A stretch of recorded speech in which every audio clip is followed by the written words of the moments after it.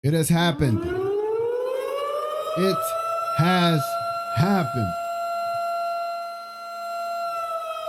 The Dallas Cowboys and Jerry Jones and everybody else involved actually did what I thought they were going to do. Let's go ahead and let's get into it.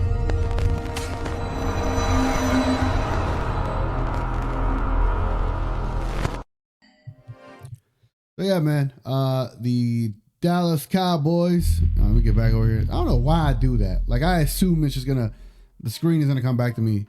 Yeah, so the Dallas Cowboys ended up trading Micah Parsons to the Green Bay freaking Packers. Depending on who you are, you're probably like this.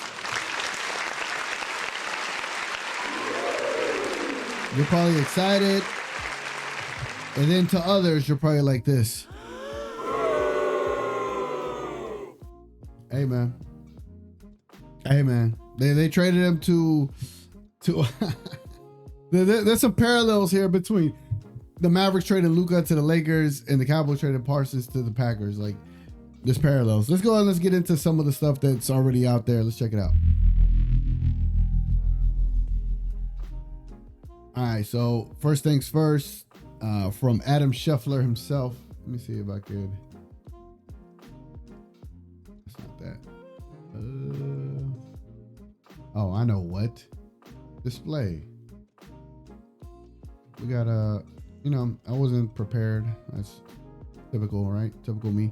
Okay, so Adam Scheffler reports Cowboys are trading three-time All-Pro linebacker Micah Parsons to the Green Bay Packers. Micah Parsons, obviously. Parsons and the Packers already have reached an agreement on a 4-year, $188 million contract. Ultimately negotiating the record-breaking contract that includes $120 million fully guaranteed at signing and makes Parsons the highest paid non-quarterback in NFL history, ladies and gentlemen. Damn, son, where'd you find this? Congratulations to Micah Parsons. Congratulations. Let's check out what Micah Parsons has tweeted here as well. We're going to start this from the jump. We're going to turn the audio on and let's check it out.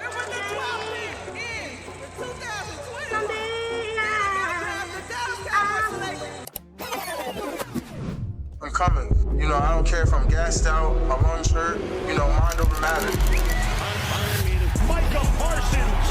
Parsons is just ridiculous. Man, this guy is the real deal. He's an unstoppable force on the edge. He can wreck a game anytime he wants. Micah Parsons, such a force.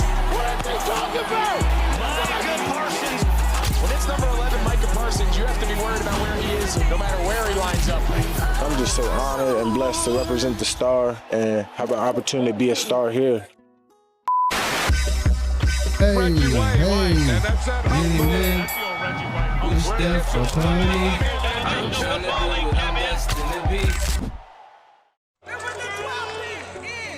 So that was that. Michael Parsons tweeted that. He says, "Thank you, Dallas. Go Pack, go." And then he followed up with this right here. He says, "Cowboys Nation." Let me make sure I'm ready to,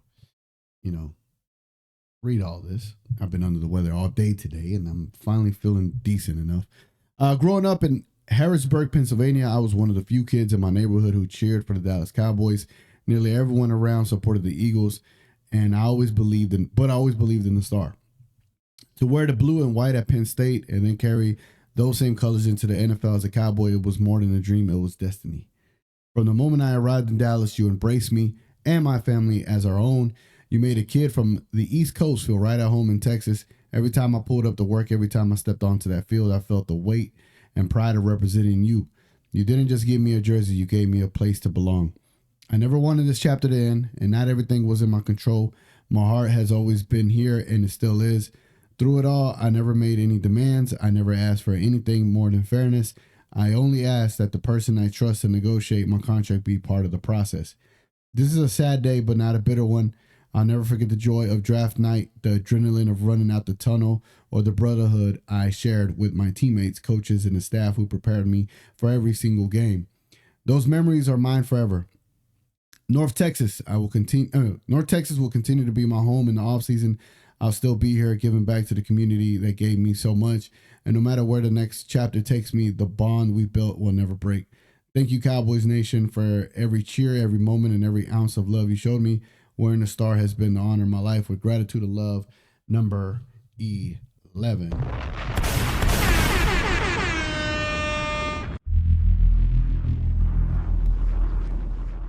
So where does that take us now? Where does that take us now, and where are we at as Cowboy fans, right? Because boy, oh boy, depending on who you ask, right? Depending on who you ask, they're either gonna look at this as a sad day or a horrible day, or even a good day, right? Because the thing about it is, the parallels where this Luka trade and this Parsons trade kind of mesh is that Luka was the number 1 player in Dallas, and literally Parsons was the number 2 best player in Dallas. Maybe you could throw in some of the Texas Rangers, but I think as far as popularity is concerned and as far as who the best were, it was those two. And we traded one of them to LA in a massive market. And then we, being the Cowboys, have the biggest market, and we traded away a big star because, you know, the Cowboys are retarded. Excuse me. They're retarded in the sense of running an organization. Here's some, got some more news right here. What kind of deal was this? So you're telling me the Cowboys traded Micah Parsons to the Packers in exchange for Kenny Clark and 2 first-round picks. That's it? That's all you could get from Micah Parsons. That's all you could get for Micah Parsons. What is...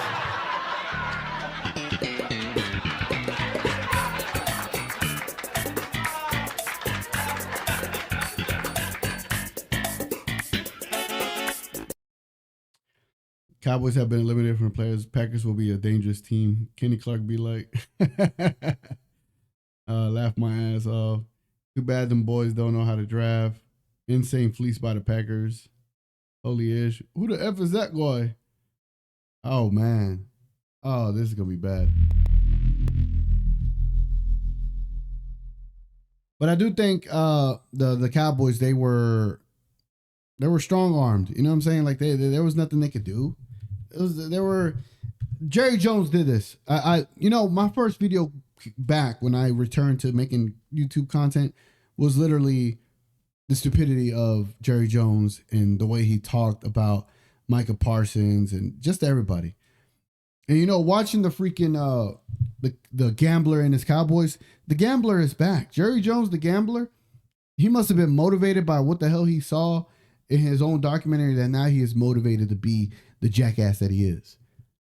Now, part of me didn't mind trading Micah Parsons. I just thought that he was too involved into his own podcast. He was too involved in other things that weren't football related. And yes, he did perform, but I just felt like the Cowboys were at a situation where they were going to have to trade him because of financial limitations and things of that sort, because they wouldn't pay people at the right time. And it is proving to be a detriment to the success of the Cowboys that they don't know how to manage contracts. Jerry Jones, that's him. And what goes to show out of that show that they had on top of this trade and other transgressions from Jerry Jones is that Jerry Jones will never change. He admitted so, that he likes to do things his way. The NFL Players Association, because of what happened here, they're going to change. The aura that the Dallas Cowboys star had is gone. There's no longer going to be like this thing that people will just stay here to play for the Cowboys because of everything that comes with it. Micah Parsons is going to be all right. He's going to the Packers. They got a loyal fan base over there.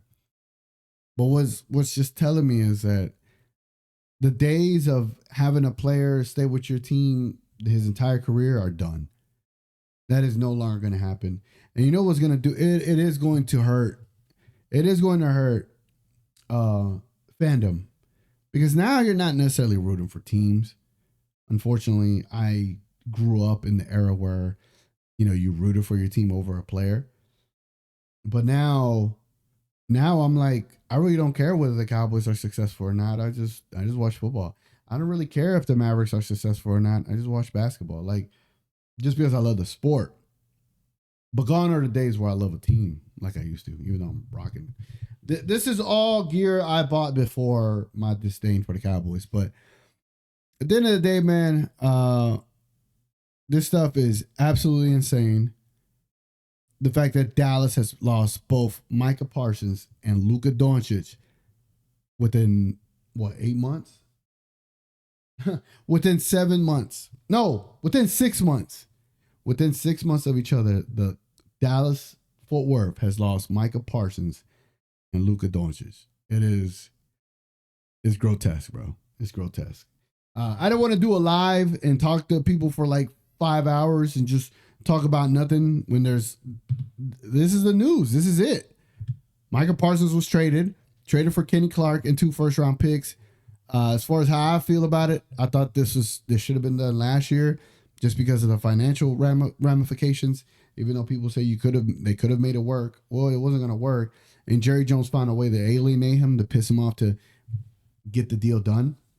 Because with Jerry Jones pushing back and not wanting the agent to be a part of it, he was just doing that on purpose. He was looking for a reason for us to trade him. That's what I think. This is Jerry Jones, the gambler, right? He's trying to get his next Herschel Walker kind of trade. But it should have happened, and I will see how the Micah Parsons podcast go as a Green Bay Packer. Hopefully they're, people want to check those out now that he's not a Cowboy. But we'll see. We'll see. Hopefully this makes the Cowboys better, but I doubt it. Anyway, man, y'all let me know in the comments below what y'all think about this trade, whether you approved of it, disliked it, or hated it, or loved it. Let me know. I really want to know. I'm not that bent out of shape over Parsons getting traded. I'll be honest with you. I'm not that bent out of shape. I was with Luka, but I think I've already been done as a Cowboys fan with being a hardcore fan. I'm just a casual, generic fan of the Cowboys.